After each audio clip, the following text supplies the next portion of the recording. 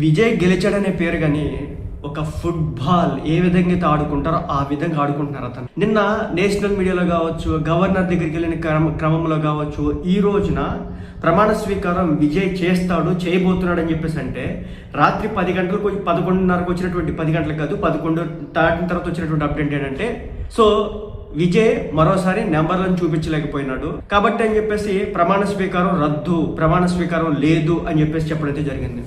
నిమిషానికి, గంటకి, రోజులకి. సో తమిళనాడుకి సంబంధించిన రాజకీయాలన్నీ కూడా మారిపోతూ ఉన్నాయి.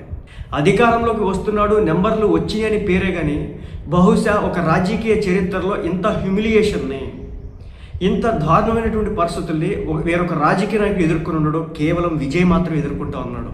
ఓ పక్క స్టాలిన్ గేమ్ ఆడిస్తూ ఉన్నాడు, ఇంకో పక్క ఏఐడిఎంకే గేమ్ ఆడుతూ ఉంది. సో దీంట్లో నేను బీజేపీని కానీ ఎందుకు ఇంక్లూడ్ చేయట్లేదంటే బీజేపీకి అక్కడ వచ్చింది ఒక నెంబరే. సో వాళ్ళు చాలా దూరంగా